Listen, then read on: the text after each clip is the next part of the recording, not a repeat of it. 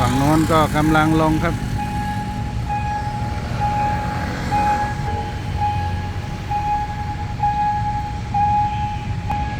มีฝาโอ้โหตรงนี้ปกติไม่ค่อยเห็นฝากันนะครับแม่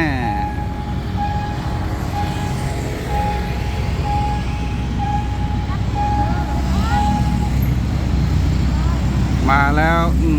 ฉิวเฉียดครับระหว่างคนฝ่ากับรถขบวน233กรุงเทพสุรินทร์ถิ่นช้างใหญ่อัสซอม4408